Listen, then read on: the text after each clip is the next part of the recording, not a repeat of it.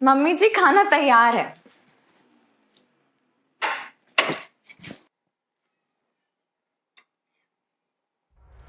इतना तेल डाला है सब्जी में, और ये रोटी देखो बिल्कुल कच्ची की कच्ची। प्रतीक, तेरी बीवी को कुछ आता है बनाना कि नहीं? रोटी या तो जला देगी या फिर कच्ची रह जाएगी। माँ मुझे तो कच्ची नहीं लग रही, मुझे तो ठीक ही लग रही है। हाँ, तेरी बीवी ने जो बनाई है तुझे तो अच्छी लगेगी ही। जब मैं बनाती थी तभी नखरे दिखाता था, अब तो फटाफट खा लेता है। माँ के हाथों की तो तुझे पसंद नहीं आती थी, अब बीवी बनाती है तो तुझे बड़ी पसंद आ जाती है रोटी। क्या माँ, कैसी बात करती हो आप बिना। अच्छा वो सब छोड़ो, रिया मेरी ब्लैक शर्ट ना प्रेस कर देना। आज मुझे ना शाम में ना ऑफिस के पार्टी में जाना है। प्रतीक को आज मेड ने कपड़े नहीं धोए, उसको जल्दी घर जाना था, इसलिए आपकी ब्लैक शर्ट भी धुली नहीं है। वो आपकी ब्लू वाली शर्ट प्रेस थे, आप वो पहनकर चले जाओ। ठीक है रिया, कोई बात नहीं है इसमें तो।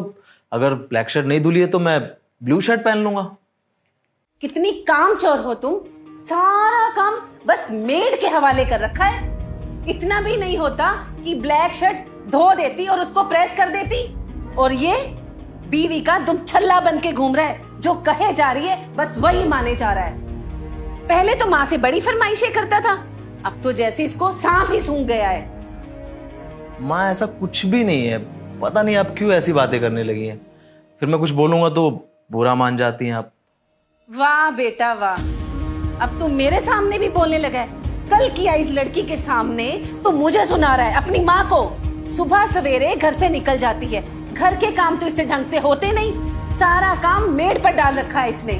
माँ आपको तो शादी से पहले ही पता था ना कि रिया जॉब करती है, और आपने ही तो उसे मंजूरी दी थी कि शादी के बाद भी वो अपनी जॉब कंटिन्यू करती रहे। और माँ आपको तो जॉब करने वाली ही बहू चाहिए थी ना। हाँ हाँ पता है मुझे, मैंने ही कहा था कि जॉब करती रहे। उस समय मुझे नहीं पता था कि ये हर काम के लिए मेड लगा लेगी। इतने सारे पैसे बच जाते जो ये कुछ काम खुद तो करती। मम्मी जी, आपकी सोच ऐसी होगी मैंने कभी सोचा नहीं था। मुझे लगता था मेरे ही कामों में कुछ कमी रह जाती है, इसलिए आप मुझे सुनाती रहती हैं। लेकिन आज मुझे समझ आ रहा है कि आपको घर में पैसे कमाकर लाने वाली बहू भी चाहिए और घर के काम करने वाली नौकरानी भी। और ये मेड के पैसे भी तो मेरी सैलरी से ही जाते हैं ना, और मैं तो अपनी सैलरी लाकर आपके हाथों में रख देती हूँ बिना कोई हिसाब किताब मांगे। लेकिन आप तो अलग ही प्लानिंग में लगी हुई हैं। 100 बात की एक बात मम्मी जी, या तो मैं घर के काम कर सकती हूँ या बाहर जॉब करने जा सकती हूँ, और आप ऐसे अगर मुझ पर बिना बात के प्रेशर बनाती रही ना तो मैं जॉब छोड़ दूंगी। अरे अरे बहू, मुझे जॉब छोड़ने के लिए किसने बोला है? तू आराम से रख मेड, तू 2 रख, तुझे किसने रोका है बेटा? बेटा तू ना बस जॉब कर, बाकी सब कुछ ना मैं देख लूंगी। पहले भी तो देखती थी, तू बस जॉब कर बेटा। और तू प्रतीक, क्या काली शर्ट लगा रखी है? आज तो ब्लू पहन लियो, काला रंग ना वैसे भी तेरे पे नहीं जचता। अरे इतनी सुंदर रोटियां बनाई हैं, बिल्कुल गोल गोल चांद की तरह बनाई है मेरी बहू ने।